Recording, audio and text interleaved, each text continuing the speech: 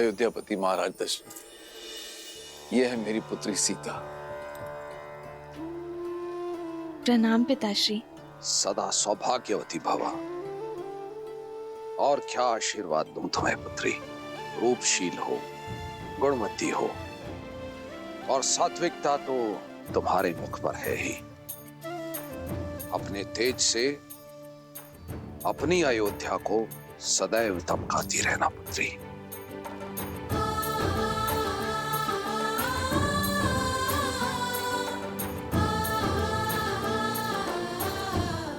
राम, तुमने गुरुओं से सीखी सारी योग्यता लगा दी है इस चैन में। राजे,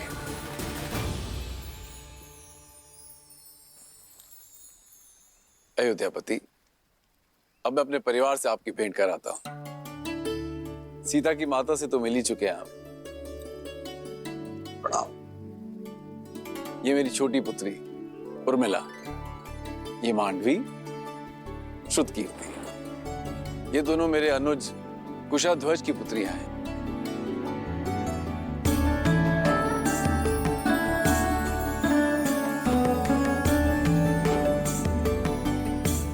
महाराज, यदि आपको कोई आपत्ति न हो तो क्या मैं आपसे एक प्रश्न पूछ सकता हूं? आचार्य, आप श्री राम के गुरु हैं, आपको अनुमति की आवश्यकता नहीं है।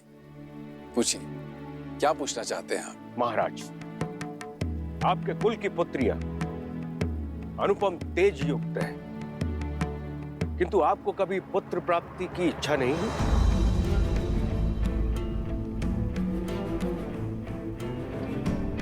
या फिर कभी इस बात का भय नहीं सताया कि आपकी मृत्यु के बाद आपको तर्पण कौन देगा,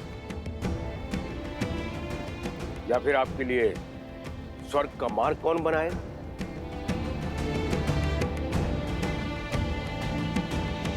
क्षमा चाहता हूं ऋषिवर, किंतु मैंने वेद, उपनिषद, स्मृतियों का गहन अध्ययन किया, किंतु कहीं भी ऐसा कोई उल्लेख नहीं कि पुत्रियों का मान, उनका पद, उनके अधिकार किसी भी रूप में पुत्रों से कम या नीचे होते हैं। न मान में, न पद में, न ही अधिकार में। मेरी पुत्री सीता ने केवल मुझे ही नहीं अपितु मिथिला को भी एक नया जीवन दिया। बंजर भूमि में अमृत की बूंद बनकर उभरी मेरी पुत्री सीता। जिस पुत्री ने मिथिला को नर्क से बचाया, उस पुत्री के होते मुझे स्वर्ग की क्या चिंता ऋषिवर। और सत्य तो यह है, सीता के जन्म के बाद मैंने मृत्यु और मृत्यु के बाद की चिंता करना बंद कर दिया है। अद्भुत, अद्भुत मिथिला नरेश। आज मुझे मेरे एक और प्रश्न का उत्तर मिल गया। किंतु महाराज, मैं ठहरा नास्तिक, और लोगों का यह मानना है कि मुक्ति जो है पुत्र प्राप्ति के बाद ही होती है। कदाचित मेरे मुक्ति के मार्ग के लिए ही महादेव ने मुझे एक योग्य पुत्र दे दिया है, मेरा जमाता राम।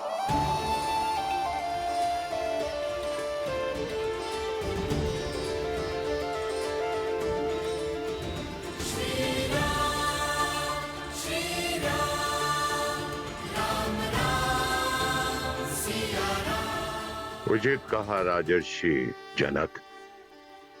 विवाह संबंध वर वधु के बीच ही नहीं, दो परिवार के बीच जुड़ता है। राम अब आप ही का पुत्र है। हम सब के बीच भी यही चर्चा चल रही थी मिथिलेश, कि क्यों ना आपको कुछ और पुत्र सौंप दिए जाएं। मैं आपका तात्पर्य नहीं समझा ऋषिवर। आपकी 4 पुत्रियां हैं जनक, और अयोध्या के 4 राजकुमार। इससे सुंदर संजोग और संबंध नहीं हो सकता। लक्ष्मण और उर्मिला, भरत और मांडवी, शत्रुघ्न और श्रुतकीर्ति का मेल आयु और गुण के अनुसार उत्तम होगा।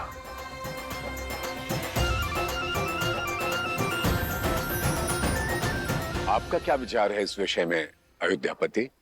ऋषिवर, इससे बड़ा सौभाग्य तो हो ही नहीं सकता, किंतु इसमें मिथिलापति का मत जानना भी अति आवश्यक है। मेरे कुल की चारों पुत्रियां सूर्य वंश के आंगन में जाएं, इससे बड़ा सौभाग्य मेरे लिए और क्या हो सकता है अयोध्यापति? मिथिला कुमारियों की अपने बहनों से बिछड़ने की चिंता भी समाप्त हो जाएगी।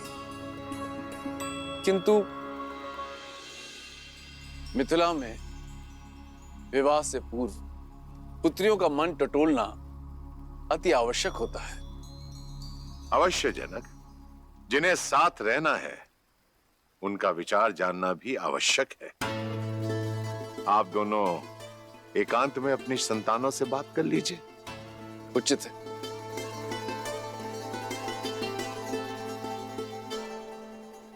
बोलो अनुज, प्रसन्न हो?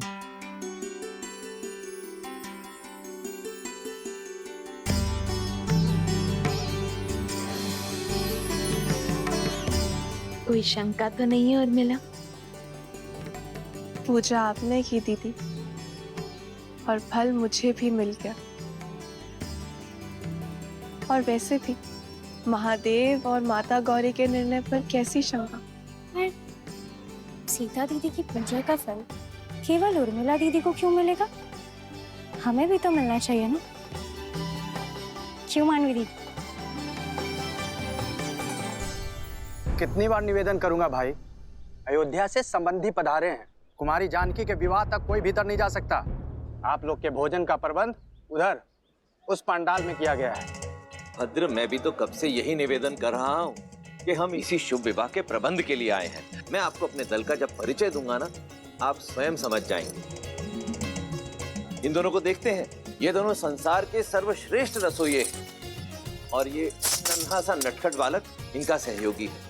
और ये जो पंडित जी हैं, ये तो इतने प्रकांड पंडित हैं कि इनके ज्ञान की तुलना आप स्वयं ब्रह्मा जी से कर सकते हैं। और ये देवी जी जो खड़ी हैं, ये अद्वितीय नृत्यांगना तो हैं ही, परंतु जब वाद्य यंत्र पर अपनी उंगलियां फेरती हैं तो ऐसा लगता है कि स्वयं देवी सरस्वती आ गई हो।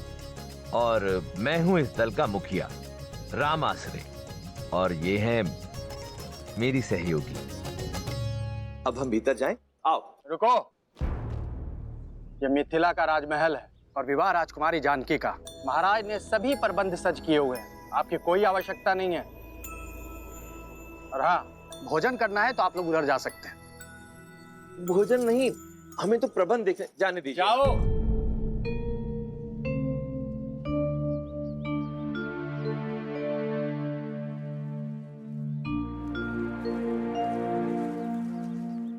अब क्या करेंगे?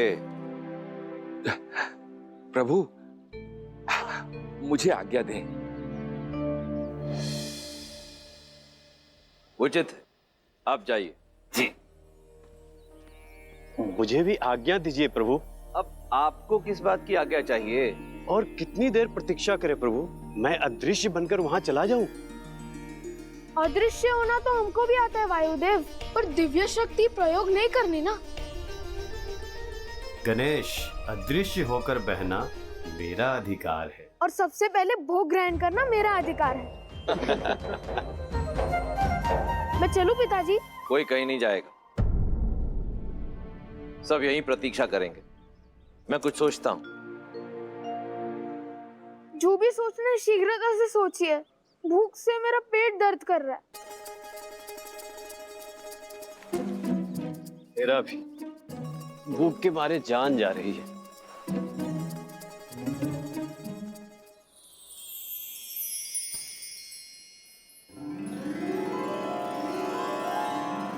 भूख से मुंह कुमला गया है पुत्र, ये लो खाओ। इस पे मेरा अधिकार।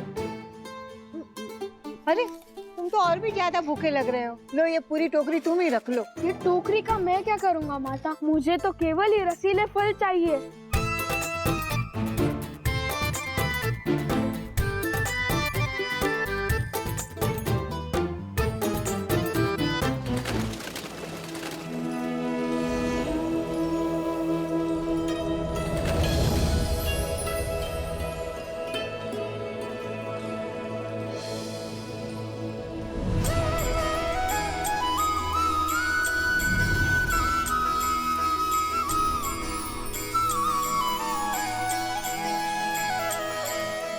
मिथिलापति,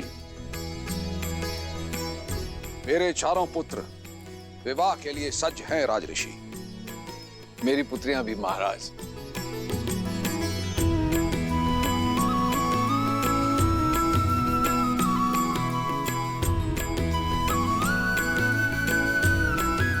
विराजी।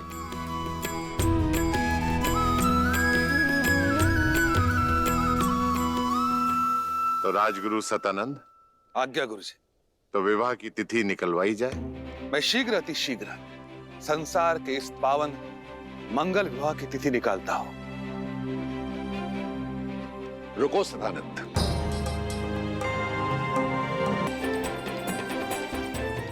उनकी बताई तिथि में कण मात्र भी त्रुटि नहीं होती है। मेरे अनुरोध पर वे अपने समस्त शिष्यों के साथ यहां पधारे हुए हैं।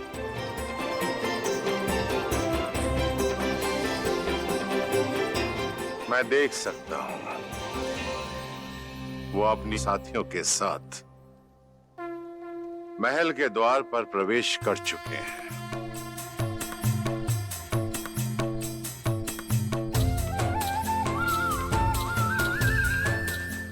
अद्भुत दृश्य है, अद्भुत। राम के विवाह की तिथि राम आश्रय निश्चित करेंगे। राम, जाओ जाकर उन्हें ससम्मान अंदर ले आओ। जी आचार्य। पुत्री सीता, उनके साथ उनकी एक सेविका और कुछ साथी भी हैं। उनका तुम स्वागत करो, मंगलमय होगा। जो आगे।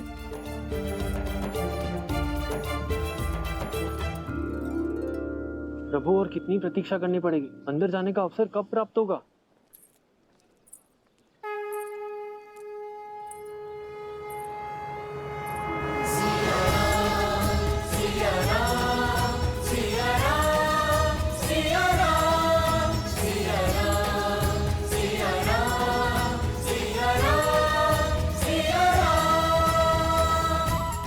हम सबकी प्रतीक्षा समाप्त, क्योंकि हम सबका स्वागत करने के लिए स्वयं नारायण और देवी लक्ष्मी पधार रहे।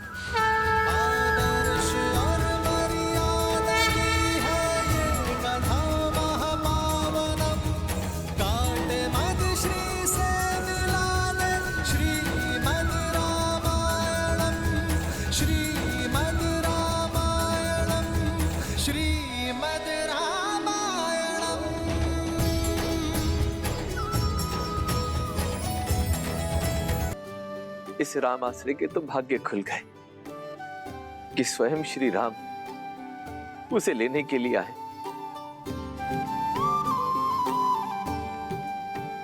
देवी गौरिका समेत आप सभी को सीता का प्रणाम।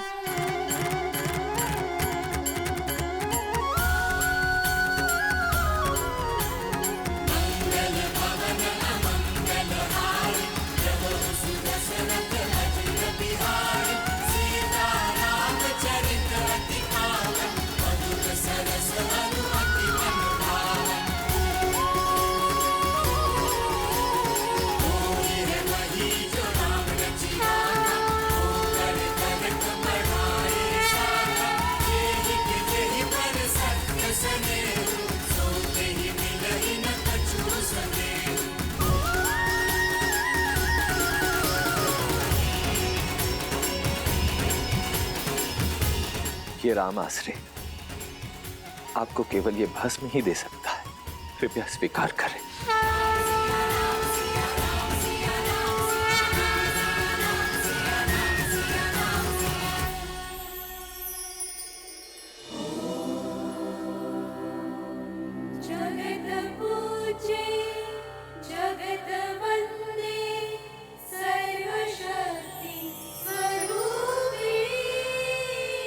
आइए।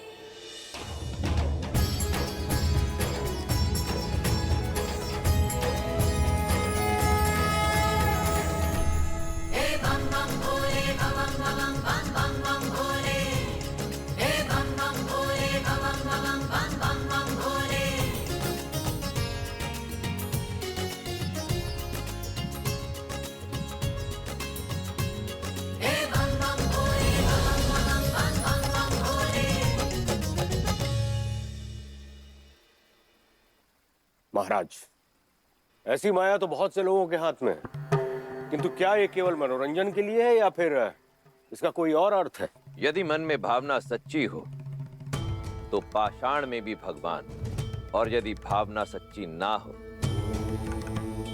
तो भगवान भी पाषाण है। भद्र जाबाली,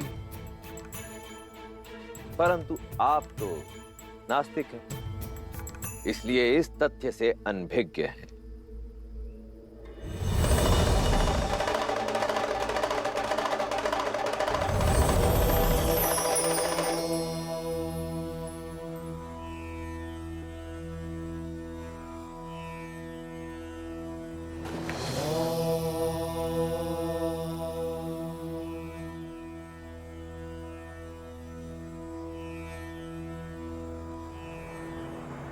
असंभव।